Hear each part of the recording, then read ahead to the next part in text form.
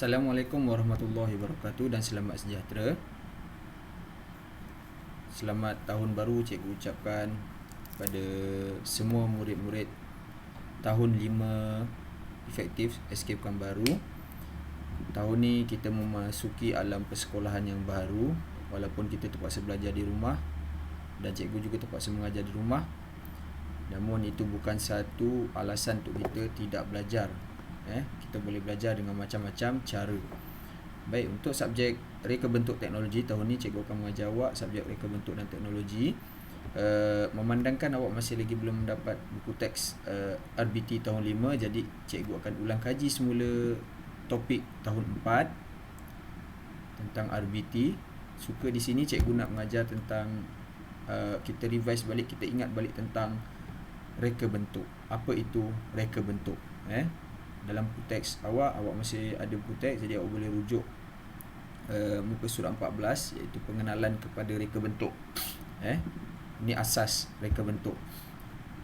Jadi kalau tengok dekat sini, gambar dia tentang Arif dan keluarga dia sedang makan di sebuah restoran yang terletak di atas menara bangunan lah. Biasanya di Kuala Lumpur kan ada restoran yang bangunan tinggi-tinggi tu. Jadi apa perbualan mereka? Ayah, cantik sungguh bangunan tinggi di sekeliling kita. Bentuknya berbeza, berbeza-beza. Kalau kita boleh nampak gambar dekat sini, ada yang bentuk kubus, ada bentuk kuboid, ada bentuk macam piramid kan. Macam-macam bentuk. Itu salah satu asas dalam reka bentuk lah.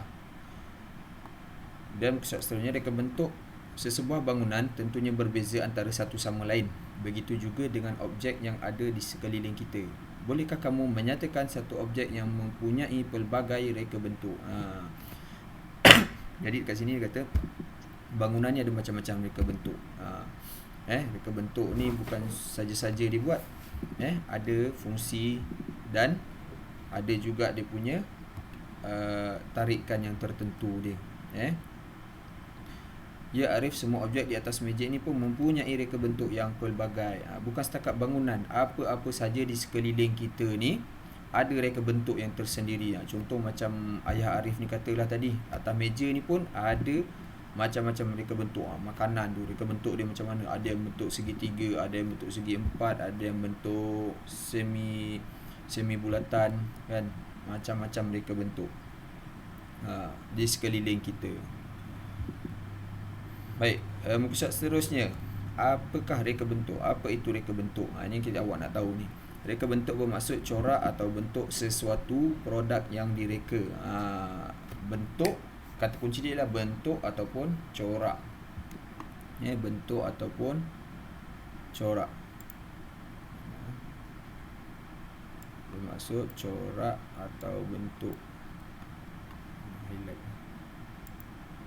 Corak atau bentuk. Baik. Contoh macam pakaian lah, reka bentuk pakaian. Dia tak sama. Pakaian A macam ni, pakaian B macam ni, pakaian C macam ni. Reka bentuk dia berbeza-beza. Antara yang paling jelas berbeza ialah pakaian lelaki dan pakaian perempuan kan. Ada reka bentuk yang sendiri. Selain daripada pakaian, reka bentuk gelas dalam gambar ni, ada gelas yang bentuk silinder tegak je, ada yang berbentuk macam bulatan tu, macam-macam bentuk.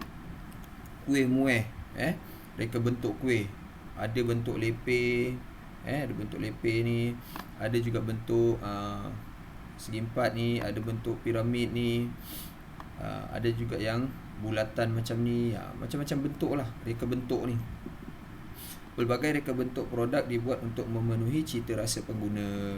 Kadang-kadang pengguna dia suka bentuk bulat, ada pengguna suka bentuk segi empat, ada pengguna suka bentuk segitiga.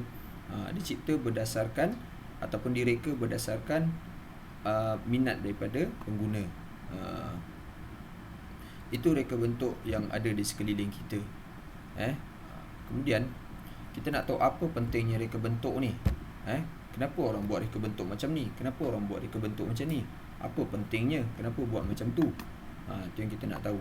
Setiap reka bentuk mempunyai kepentingannya dalam kehidupan. Antara kepentingan reka bentuk adalah seperti berikut. Yang pertama sekali, memenuhi keperluan dan kehendak yang berbeza. keperluan dan kehendak yang berbeza. Contohnya duit. Duit ni, duit RM1, reka bentuk dia mungkin ada warna biru. Lepas tu dia, keadaan dia, reka bentuk dia buat kecil sikit. Kalau duit RM50 buat ada besar sikit saiz dia.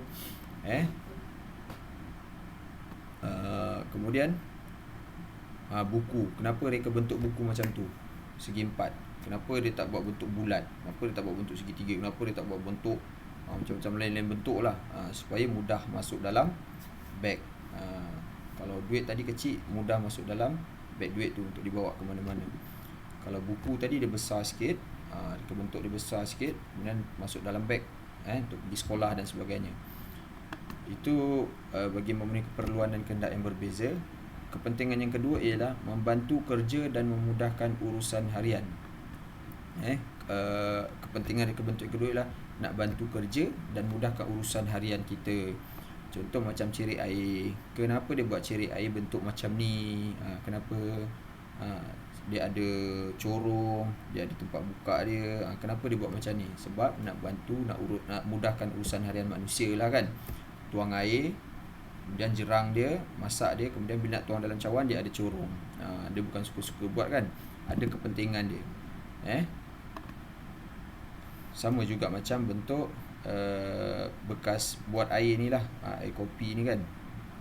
Buat air ni, kenapa dia buat bentuk macam ni? Supaya nak mudahkan lah, nak bantu kerja, nak mudahkan urusan supaya cepat urusan manusia seharian. Kemudian kepentingan reka bentuk yang ketiga ialah menjimatkan masa. Menjimatkan masa. Kalau dulu ni bentuk kereta api yang mula-mula awal-awal kan. Kemudian reka bentuk dia berubah daripada bentuk dia bersegi sikit ni, besar dan bersegi, kemudian dia berubah kepada bentuk yang lebih, ini orang panggil bentuk aerodinamik lah. Kenapa dia ubah daripada bentuk besar macam ni kepada bentuk aerodinamik macam ni? Untuk jimatkan masa. Bila bentuk aerodinamik macam ni, maksudnya dia lebih memotong angin lah, lebih laju. Sebab tu dia kata menjimatkan masa. Sebab tu reka bentuk kereta api dia tukar pada bentuk yang lain. Kemudian apa lagi kepentingan reka bentuk?